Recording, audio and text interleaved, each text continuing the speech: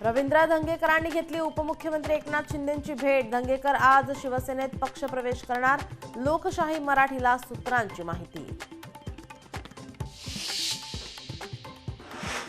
मराठा आंदोलक मनोज जरांगेंकडून उपोषण स्थगितीची घोषणा। आता उपोषण नाही, समोरासमोर लढणार। वेळ पडल्यास मुंबईला येऊ, जरांगेचा पुन्हा इशारा।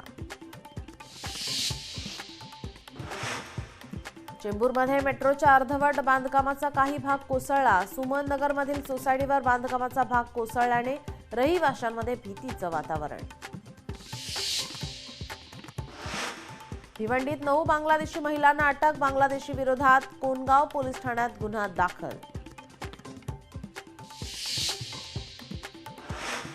2 दिवसांपूर्वी वांद्रे वरळी सेतूवरील विचित्र अपघात। मानसिक आजाराने त्रस्त कार चालकाला उच्च न्यायालयाकडून जामीन।